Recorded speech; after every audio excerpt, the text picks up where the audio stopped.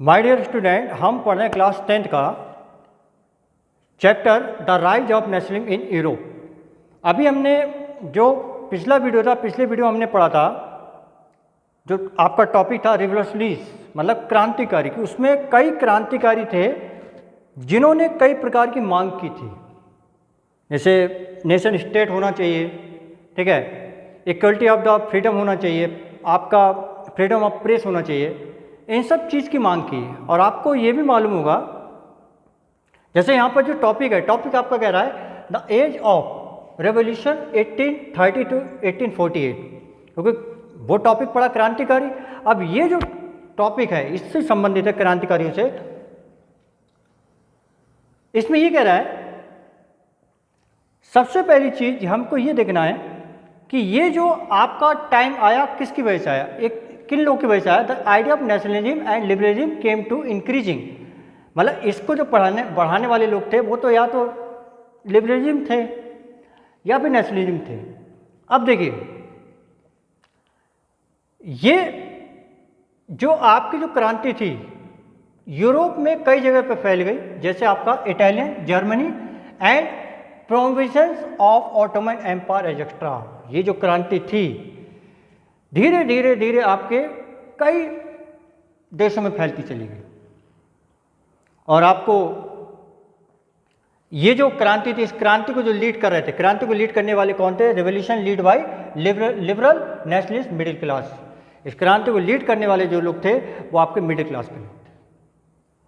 साथ ही साथ अब आपको मालूम होगा कि पहले आपका लुई 16 था, लुई 16 के बाद नेशनल असेंबली आई, और नेशनल असेंबली के बाद आपका आया नेपोलियन बोनापार्ट। तो नेपोलियन बोनापार्ट के आने के बाद आपके जो आपने टॉपिक पढ़ा, Britain, Russia, Prussia and Austria, इन लोग ने मिलकर आपका वाटरलू, बैटल ऑफ वाटरलू, उसमें नेपोलियन बोनापार्ट को हराया। और हटाने के बाद दोबारा से आपकी मोनार्की आ गई, क्योंकि जो आपके जो थे कंजर्वेटिव, जो पुराने जो लोग थे, उन जो रूढ़िवादी थे, उनका कहना मतलब था कि हमें मोनार्की चाहिए। दोबारा से मोनार्की आ गई। लेकिन अब देखिए यहाँ पर क्या हो रहा है, इस में आपके दो टॉपिक छोटे हैं और बहुत ही इंपॉर्टेंट है। वो आपके था, वो है पहला जुलाई रेवोल्यूशन 1830, जुलाई। अब जुलाई है, ईयर कौन सा है? 1830, जुलाई क्रांति 1830। इसमें क्या था, बॉर्बन किंग जो था, बॉर्बन किंग जो था, Bourbon king was again overthrow by liberal revolutionary, मतलब कि जो उदारवादी क्रांतिकारी थे, जो लिबरलिज्म क्रांतिकारी थे, उन्होंने फिर से इसको उखाड़ फेंका कि हमें नहीं चाहिए, कि हमें अब चाहिए तो कैसा चाहिए, क्योंकि मोनार्की सिस्टम के लिए वो लोग लाइक कर रहे थे। लेकिन अब अगर हमें मोनार्की चाहिए तो किस प्रकार की मोनार्की चाहिए, देखते हैं। एंड सेटअप कॉन्स्टिट्यूशनल मोनार्की, कि हमें मोनार्की तो चाहिए, लेकिन अब हमें मोनार्की कौन सी चाहिए? कॉन्स्टिट्यूशनल, सिंगल नहीं चाहिए। और इस मोनार्की को सिस्टम, मतलब कॉन्स्टिट्यूशनल मोनार्की सिस्टम को जो लीड कर रहा था उसका नाम क्या था? Louis Philips, Louis Philippe. और वो इसका अध्यक्ष था, किसका? कॉन्स्टिट्यूशनल मोनार्की का। क्वेश्चन पूछता है कि कॉन्स्टिट्यूशनल मोनार्की का जो आपका मेन जो हेड था वो कौन था, तो आपका आंसर होगा लुई फिलिप। अब देखिए, ड्यूक मैटरनिक, ड्यूक मैटरनिक कहावतों को कहने में माहिर, हर बार कोई ना कोई कहावत, जैसे उसने आपको जोसेफ मैजनी के लिए उसने बोला, क्या बोला कि ये जो बंदा है ये हमारी समाजी व्यवस्था के लिए दुश्मन है। किसको बोला? जोसेफ मैजनी के लिए। यहाँ पर भी इसने एक कहावत को बोला। वो कहावत क्या है? वो क्या बोला है Metternich? When France sneeze the rest of Europe catch cold, कि जब फ्रांस छींकता है, जब फ्रांस छींकता है तो पूरे यूरोप में जुकाम हो जाता है। कहने का मतलब ये है कि अगर ये क्रांति अगर फ्रांस में हो रही है तो जाहिर सी बात है कि ये जो क्रांति है पूरे यूरोप में फैलेगा। वैसा हुआ भी, उसका ये जो शब्द था वो एकदम ठीक था। इसको देखते हुए July revolution spark uprising the Brussels. अब देखिए, जब ये जो जन विद्रोह था, जब ब्रसल्स में फैला, तो उसकी वजह से जो बेल्जियम था ये इससे अलग हो गया। बेल्जियम ब्रसल्स से अलग हो गया। पहले ये जो था ये किस में आता था, मतलब ये आपका यूनाइटेड किंगडम के आपका नीदरलैंड में आता था बेल्जियम। तो ये भी उस क्रांति में टूट गया। आगे बात समझ में। तो यहाँ पर अगर देखा जाए तो जुलाई क्रांति में जो मैटरनी का जो शब्द था वो ठीक था, धीरे धीरे आपका जो क्रांति थी पूरे यूरोप में फैल गई। अब इसके बाद जो दूसरी जो क्रांति आ रही है वो है आपका ग्रीक रेवोल्यूशन। दूसरी क्रांति का नाम था ग्रीक रिवॉल्यूशन। ग्रीक, ग्रीस, यूनान, तीनों को हम एक ही नाम से जान सकते हैं। ठीक है। अब देखिए यहाँ पर कह रहा है कि Greek had been part of the Ottoman Empire since 15th century, मतलब कि जो 15वीं शताब्दी थी, 15वीं शताब्दी में ये जो ज़्यादातर जो हिस्सा था वो आपका मुस्लिम साम्राज्य का, मतलब ऑटोमन एम्पायर के अंडर में था। अब यहाँ पर यह बात है कि the struggle for the independence among the Greek began 1820, मतलब कि यहाँ पर यह कह रहा है 1821 से ये जो यूनानी लोग थे, इन लोगों ने अपने आज़ादी की लड़ाई की शुरुआत कर दी। और आज़ादी की लड़ाई की जब शुरुआत की तो यहाँ पर कई लोग ने पार्टिसिपेट किया, जिसमें आपके थे poet, artist, lauded Greece as a, इन्होंने ये बोला कि आप लोग इनके खिलाफ आवाज़ उठाओ, कि अगर आप स्वतंत्र आज़ादी है तो आप इनके खिलाफ आवाज़ उठाओ। और जिसकी वजह से इनको एक नाम से जाना जाता था, ये जो पोइट और आर्टिस्ट थे इनको आपको नाम का जाना था क्रेडाइल ऑफ यूरोपियन सिविलाइजेशन। इनको इस नाम से जाना जाता था, इन लोग को जो आज़ादी की लड़ाई में पार्टिसिपेट करने के लिए प्रेरित करते थे। साथ ही साथ mobilise the public opinion against the Muslim Empire, इन्होंने ये चीज़ को आवाज़ उठाया कि जो इनका जो शासन चल रहा है, किनका, ऑटोमन एम्पायर का, ये हम नहीं चलने देंगे। इसी में आपके एक English poet Lord Byron organise the fund. Lord Byron ने एक फंड ऑर्गेनाइज किया, और वो फंड इसलिए ऑर्गेनाइज किया कि आप, क्योंकि युद्ध हमें लड़ाई करनी है, उसके लिए पैसा नहीं है, तो लोगों से कहा कि आप इसमें पैसा जमा करो। किसके लिए? फॉर बार, लड़ाई, युद्ध के लिए। किसी लोगों ने जमा भी किया, लोगों ने पैसा जमा भी करना स्टार्ट कर दिया, लेकिन but died in 1824 due to fever. कौन? Lord Byron. मतलब 1824 में लॉर्ड वायरन की फीवर होने के कारण मृत्यु हो गई। लेकिन अब यहाँ मृत्यु तो हो गई, ये मृत्यु होने के बाद भी ये जो लड़ाई थी वो खत्म नहीं हुई, वो आगे आपकी चलती रही। चलने के साथ ही साथ finally the treaty of Constantinople of 1832, मतलब कि इसको हम बोलते हैं कुस्तुनिया की संधि। कुस्तुनिया की एक संधि हुई और ग्रीस को इंडिपेंडेंट नेशन घोषित कर दिया, मतलब इंडिपेंडेंस घोषित कर दिया गया। कब? 1832 में, कि ग्रीस भी एक आपका इंडिपेंडेंट राष्ट्र बना। कब? किस सन में? 1832 में। तो यहाँ पर ये जो टॉपिक था एज ऑफ रिवॉल्यूशन का, जुलाई रेवोल्यूशन और ग्रीक रेवोल्यूशन, ये कंप्लीट हो रहा है। अगला टॉपिक जो आपका आ रहा है romantic imagination and national feeling. Next topic देखते हैं। Topic is the romantic and national feeling, मतलब इसका मतलब होता है रोमानी कल्पना एंड राष्ट्रीय भावना। अब ये कैसे है इसको हम समझते हैं कि इसमें ये चीज़ बोला गया, the development of the nationalism it did not came about, मतलब कि राष्ट्र के प्रति जो आपकी भावना है वो सिर्फ वार, युद्ध एंड टेरिटोरियल एक्सपेंशन, मतलब कि युद्ध या फिर आपका क्षेत्र का विस्तार करने से नहीं। बात समझ में आ गई? वो कैसे है, उसमें उन्होंने ये बोला कि कल्चर प्ले एन इम्पॉर्टेंट, इसमें जो सांस्कृतिक जो रोल है उसका सबसे बड़ा होता है। वो कैसे है, जैसे इसमें art and poetry, stories and music help express the shape national feeling. मतलब जो हमारी ये जो चीज़ें दी गई ये हमें एक नेशनल फीलिंग कराता है। अब इसमें कई हमारे ऐसे कवि थे, जैसे रोमांटिज्म का आप इसमें डेफिनेशन दी गई, उसमें कई आपके ऐसे कवि थे जिन्होंने अपने अपने विचार को रखा। उसमें विचार को क्या रखा कि जो उन्होंने एक चीज़ को अलग किया कि साइंस नहीं है, उन्होंने इस चीज़ को बोला, कह रहा है कि a culture movement sought to the develop and the particular form of the nationalist sentiment, romantic artist and the poet generally criticise and the glorification of reason and the science and the focus instead the emotions. मतलब कि अगर आपको राष्ट्र के प्रति उनमें जागरूक भावना प्रति करना, तो यहाँ पर क्या उनके इमोशंस को हमें समझना है।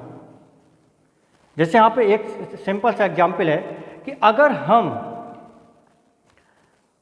पाकिस्तान का नेशनल एंथम सुनते हैं तो हमारे अंदर वो फीलिंग नहीं आएगी। वैसे तो नेशनल एंथम चाहे कहीं का भी हो हम सम्मान करते हैं, लेकिन जो वहाँ का नेशनल एंथम बनेगा तो हमें उसके प्रति वो राष्ट्रीय भावना नहीं आएगी जो हमारा नेशनल एंथम बनेगा।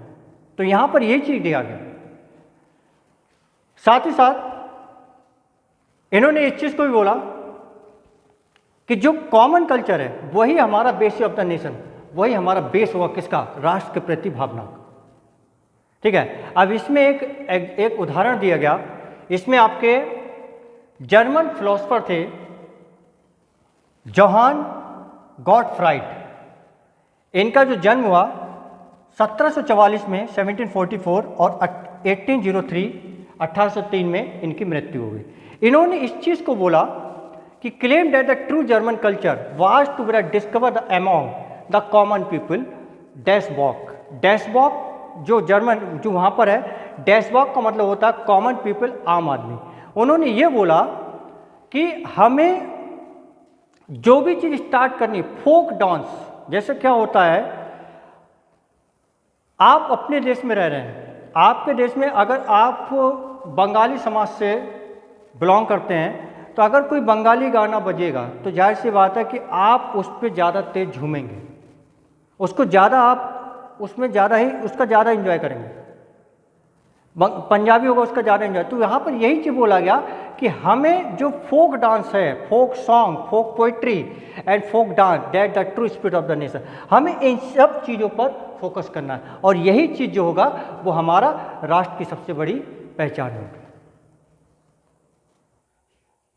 आपकी बुक में रोमांटिज्म इससे रिलेटेड एक एग्जाम्पल दिया है कि आपको मालूम है कि ग्रेट पावर थी उस समय आपकी तीन थी, वो थी रशिया, प्रूसिया एंड ऑस्ट्रिया। इन तीनों ने मिलकर क्या करा, पोलैंड पर हमला कर दिया। पोलैंड पर हमला कर दिया और हमला करने के साथ ही साथ even through the Poland the longer exist of the independent territory national feeling where the kept अलग द थ्रू म्यूजिक अलग। अब इसमें क्या था कि पोलैंड तो अलग हो गया, लेकिन जो राष्ट्र के प्रति जो भावना थी पोलैंड की वो ख़त्म नहीं हुई। जैसे उनकी जो लैंग्वेज थी या उनका जो म्यूजिक था वो चीज़ उनकी ख़त्म नहीं हो पा रही थी। जैसे हम एग्जाम्पल लेते हैं अपने देश का NRI का ले लेते हैं। जैसे बहुत से लोग होते हैं विदेश अगर जाते हैं, अगर फॉरेन कंट्री में जॉब करने आते हैं, लेकिन उनकी फीलिंग फिर भी हमारे देश के प्रति होती है। वही चीज़ पोलैंड में हुआ, वो भावना जो देश के प्रति जो भावना थी वो ख़त्म नहीं हो रही थी। इसी में आपके एक थे कैरोल कुरपिनिस्की थी। इन्होंने क्या करा कि भले ही पोलैंड अलग हो गया, लेकिन इन्होंने क्या करा कि celebrate the national struggle the through the his opera music the dance and the Polish language become the national language. ये अपना एंजॉय करते रहे और साथ ही साथ आगे चलकर यही जो आपका था जो पोलिश लैंग्वेज थी ये जाकर नेशनल सिंबल बना। आगे देखते हैं। अब रशिया जो था, रशिया ने क्या किया कि पोलैंड पर अटैक किया, पोलैंड पर कब्जा कर लिया। तो कब्जा करने जो वहाँ की जो लैंग्वेज थी उसको हटाना शुरू किया। वो कैसे किया कि other Russian occupation and the Polish language was the force out the school. जो स्कूलों में आपके जो पोलिश लैंग्वेज बोली जाती थी उसको उसने हटाना स्टार्ट कर दिया। बोले नहीं, अब ये लैंग्वेज, उसने क्या करा कि Russian language was import everywhere. उसने हर जगह जो आपकी जो रशियन लैंग्वेज थी उसको इम्पोज कर दिया। Next, in 1831 arm rebellion against the Russian rule took the place which were the ultimately crushed. अब देखिए 1831 में क्या हुआ, पोलैंड के लोगों ने इसके खिलाफ, किसके खिलाफ, रशिया, इसके खिलाफ युद्ध छेड़ दिया। ये जाकर इसके खिलाफ, आर्म रेवोल्यूशन का मतलब होता है हथियारों के साथ, हथियारों के साथ इसके साथ इन्होंने लड़ाई कर दी। और साथ ही साथ following the many member of the clergy in Poland began to the use of the language as the weapon of the national resistance. उन लोगों ने क्या करा, जो पोलैंड के लोग थे, पोलैंड के लोग, जो रशियन लोग, उनके सामने जानबूझकर अपनी भाषा पोलिश लैंग्वेज को बोलते थे, उनको चिढ़ाते थे। और जब उस लैंग्वेज को बोलकर चिढ़ाते थे तो वही उनका काम करता था वेपन ऑफ नेशनल रेसिस्टेंस, मतलब कि यही उनका सबसे बड़ा हथियार था। बोले गोली या पिस्टल आप मत चलाओ, कोई हथियार मत चलाओ, सिर्फ इनके सामने ये लैंग्वेज बोलो। इसको देखते हुए अब इन्होंने क्या करा, a large of the priest and bishops were the put in the jail और सेंट टू द साइबेरिया। इसको देखते जो भी आपके थे क्लर्जिस्ट, जो पेरिस्ट थे और बिशप्स थे, उसको उन्होंने क्या करा, जेल में डाल दिया। और जेल में डालने बाद ये आपका साइबेरिया, जो आपका साउथ पोल की तरफ है, वहाँ पर उनको इन्होंने भेज दिया। तो ये जो रोमांटिज्म की जो बात हुई इस टॉपिक में हमने पढ़ी कि जो होती है देश के प्रति भावना, वो हमने एक एग्जाम्पल देख लिया आपका पोलैंड से, कि आपने हमारे पर कह रहे हमारे लिए जो हमारा जो राष्ट्र है उसके प्रति जो हमारी भावना है वो खत्म नहीं हो रही है। इसके साथ ही साथ आपका ये टॉपिक कंप्लीट है। चलिए अब हम देखते हैं नेक्स्ट टॉपिक। नेक्स्ट टॉपिक हम देखते हैं hunger, hardship and the popular revolt. जाहिर सी बात है कि जहाँ पर हंगर की बात हो जाती है तो अब तो मालूम चल गया होगा कि यहाँ पर जो है कई समस्या कह रहा है कि hunger, hardship and popular revolt मतलब कि भूख, कठिनाई और लोगों का विद्रोह, मतलब कि जन विद्रोह। क्या है वो? In 1830 were the years of the great economic hardship in Europe. अब यहाँ पर जो स्थिति थी यूरोप में, कहते हैं ये साल बहुत ही कठिनाई भरा थी, बहुत ही कठिन टाइम से गुजरा, कठिनाइयों से गुजरा। जैसे country side town, people start moving to the town for job. जो आपके लोग थे, गांव से लोग शहरों की तरफ जाने लगे, किस चीज़ के लिए? नौकरी की तलाश में, क्योंकि यहाँ पर क्या था, नौकरी नहीं थी, रोजगार वगैरह जो था उस समय सब खत्म हो गया, लोग भूख से मरने लगे। इस चीज़ को देखते हुए small producer in the town often the face the stiff the competition from the import cheap machine. अब यहाँ पर क्या था कि एक तो महंगाई बढ़ गई, तो महंगाई बढ़ने की वजह से लोग क्या हुआ था, वो एफर्ट नहीं कर पा रहे थे। तो लोगों ने क्या करा कि कह रहे हैं यहाँ पर कि import of cheap machine made goods from England. लोग क्या करने लगे, इंग्लैंड से इंग्लैंड की बनी हुई वस्तुओं को मंगाने लगे, क्योंकि वो मशीन से बनी हुई वस्तु क्या थी, सस्ती। अब यहाँ पर जब उन्होंने इंग्लैंड से वस्तुओं को मंगाया तो यहाँ पर क्या हुआ, जो स्मॉल प्रोड्यूसर थे वहाँ पर आपस में डिस्प्यूट पैदा हो गया। साथ ही साथ the rise of food prices और the year of the bad harvest lead to the wide for the population in town the countryside. अब यहाँ पर क्या था कि वस्तुएं महंगी होने लगी, वस्तुएं महंगी होने के साथ वहाँ पर उस साल फसल भी खराब हो गई, और फसल जब खराब हुई तो यहाँ अब बात क्या रही, बात यहाँ पर स्थिति और ख़राब हो गई। ये लोग क्या हुआ कि अपने अपने घरों से सड़कों की तरफ निकल गए। कह रहा है इन 1840 फूड शॉर्ट एंड अनएम्प्लॉयमेंट, खाने की कमियां होने लगी, साथ ही साथ बेरोजगारी बढ़ने लगी।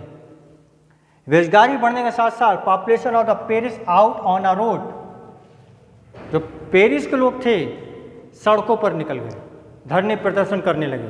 और धरने प्रदर्शन करने लगे किसके खिलाफ? क्योंकि आपका कौन था, एक लुई फिलिप, जो क्या लेके आया था, कॉन्स्टिट्यूशनल मोनार्की। तो उसने क्या करा, लोगों ने क्या करा कि लुई फिलिप के खिलाफ आवाज़ उठाई। और लुई फिलिप से जब ये चीज़ कंट्रोल है तो लुई फिलिप क्या था, पेरिस को छोड़कर भाग गया। लेकिन यहाँ पर एक चीज़ हो गई, एक चीज़ वो क्या हो गई, कुछ यहाँ पर बदलाव हुए। बदलाव क्या हुए कि right to vote male about 21 only for the male not is the women, कि महिलाओं को वोट देने का राइट है लेकिन पुरुषों को वोट देने का राइट हो गया। और राइट टू वर्क, और जो काम का था वो भी इन्होंने हक ले लिया। तो यहाँ पर जो स्थिति हो रही थी यूरोप की, बहुत ही दयनीय हो रही थी।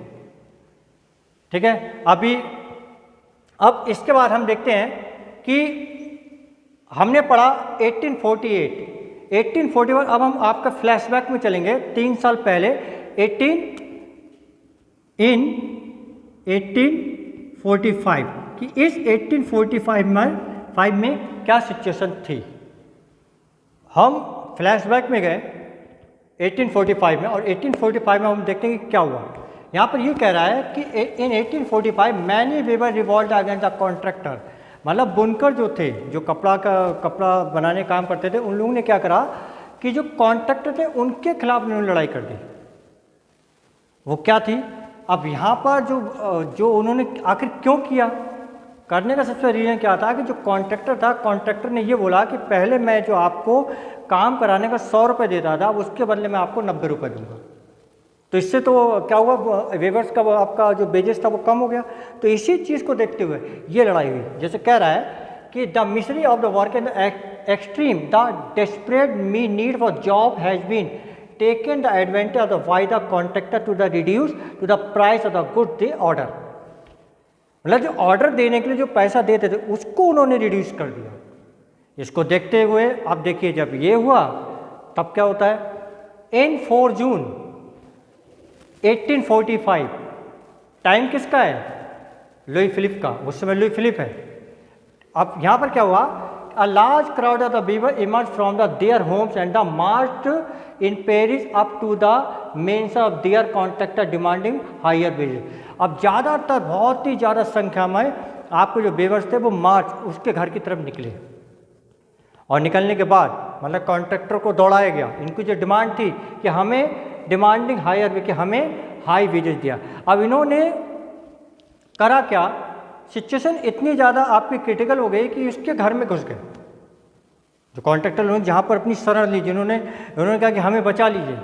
जहाँ पर ये लोग रुके हुए थे वहाँ पर देखते जब ये ज़्यादा उग्र हो गए, जब ये बहुत ही ज़्यादा, जब ये कंट्रोल से बाहर होगा कि नहीं अब इससे, तो वहाँ पर क्या होगा, 24 आवर 24 घंटे के बाद सेना,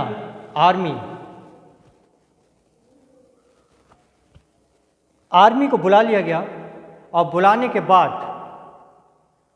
क्या हो रहा है, in action that follow 11 weavers were shot, मतलब कि जो अब देखिए एक तो अपनी मांग कर रहे हैं, मांग को नहीं माना गया, लुई फिलिप का टाइम है, और है कौन, वीवर। उसमें से क्या हुआ कि 11 जो आपके बुनकर थे उनको गोली से मार दिया गया। डिमांड पूरी नहीं हुई, लुई फिलिप है। अब ये जो आपका टॉपिक था, hunger, hardship and popular revolt, भूख, कठिनाई, पॉपुलर रिवॉल्ट मतलब आपका जन विद्रोह, ये टॉपिक कंप्लीट हो रहा है। नेक्स्ट टॉपिक हम देखते हैं। अब जो टॉपिक है वो आपका है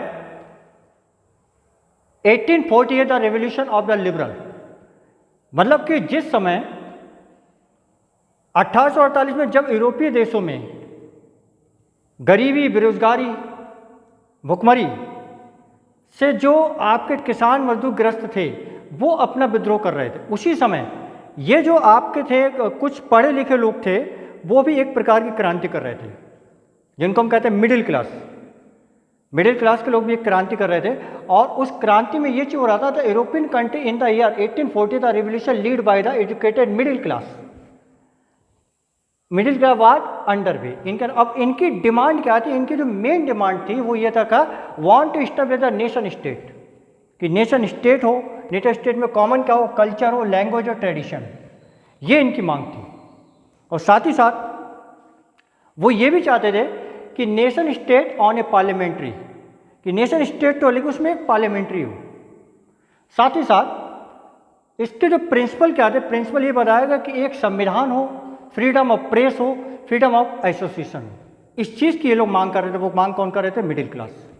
अब मिडिल क्लास ने साथ ही साथ, अब देखिए, in the German region a large number of political association whose member were the middle class. अब देखिए यहाँ पर मिडिल क्लास की सबसे बड़ा, मिडिल क्लास ने क्या डिसाइड किया कि जो वोटिंग राइट है वो कैसे हो, decided to vote all German national assembly, कि अब हम वोट करेंगे हम अपना इसके लिए, किसके लिए? ऑल जर्मन नेशनल असेंबली के लिए। उन्होंने किया भी, उन्होंने इस चीज़ को किया कब?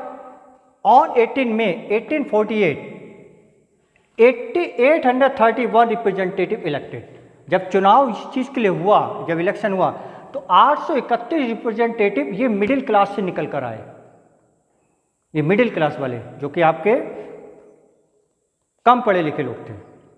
साथ ही साथ they drafted a constitution for a German nation to be headed by monarchy. अब इन्होंने कहा कि संविधान तो अगर हम ड्राफ्ट करते हैं, जो भी संविधान बना रहे हैं, तो वो मोनार्की हो, monarchy subject to be the parliamentary, monarchy भी हो पार्लियामेंट्री भी। इस प्रकार की वो पार्लियामेंट को बनाना चाह रहे थे।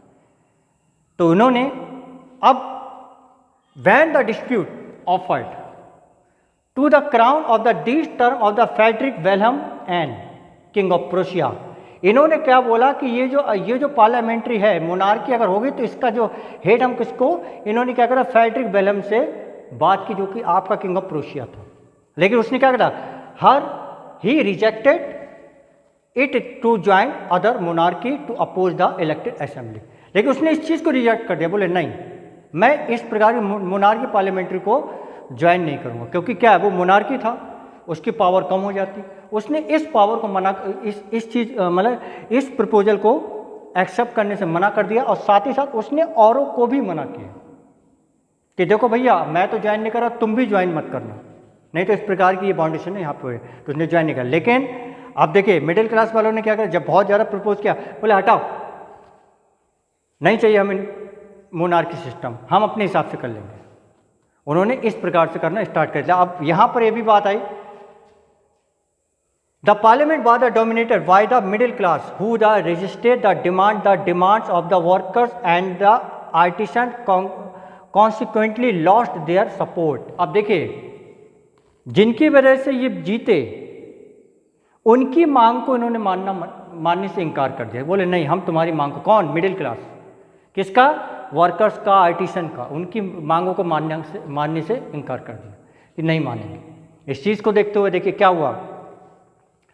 और तो और यहाँ पर और भी चीज़ें, जब ये चीज़ नहीं मानी गई तो वहाँ पर क्या हुआ कि सेना को बुला लिया गया, सेना को बुला लिया गया, और सेना को बुलाने ये जो असेंबली थी, इस असेंबली को भंग कर दिया गया।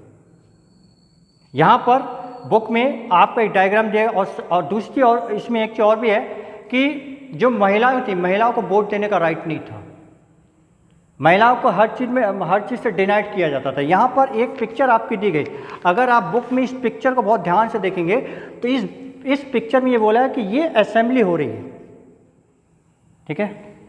अब इस असेंबली में ये फ्रैंकफर्ट सेंट पॉल चर्च में आपका फ्रैंकफर्ट असेंबली है। इसमें ये जो नीचे की साइड में अगर आप ध्यान दें तो नीचे की साइड में ज़्यादातर आपके पुरुष, मैन, वो लोग बैठे हुए हैं, और महिलाओं को ऊपर की तरफ बैठाला गया है कि आपका यहाँ पर कोई भी इन्वॉल्वमेंट नहीं चाहिए हमें, महिलाओं को ऊपर की तरफ रखा है। तो यहाँ पर इस चीज़ को भी इन्होंने डिनाई किया। लेकिन बाद में ये जो आंदोलन था, इसमें सेना को बुलाया गया, सेना को बुलाने के बाद ये जो पार्लियामेंट्री थी इसको भंग कर दिया गया, और साथ ही साथ कुछ चेंजेस भी हुए। चेंजेस होने में क्या हुआ कि serfdom and the wanted labour were abolished. इसमें कुछ चेंजेस क्या है कि जो बॉन्डेड लेबर थे, जिनको पैसा देना पड़ता, वो चीज़ खत्म हो गई, वो चीज़ लागू नहीं कि अब आप पर किसी प्रकार का कोई भी बाउंडेशन नहीं है। साथ ही साथ granted autonomy to the Hungarian in 1867। साथ ही साथ ये जो हंगेरियन थे इनको भी ऑटोनॉमी पावर दे दी गई कि अब आप जो हो वो जर्मन के अंडर में नहीं, आप भी पूरी तरीके से स्वतंत्र। हंगेरियन को पूरी तरीके से 1867 में पूरी तरीके से इनको स्वतंत्र घोषित कर दिया गया। तो इस प्रकार से ये जो टॉपिक था आपका the age of revolution 1830 to 1848 ये कंप्लीट होता है। इसके बाद आपका जो नेक्स्ट टॉपिक है, next topic is the making of Germany and Italy. इसको हम नेक्स्ट वीडियो में स्टडी करते हैं। Thank you.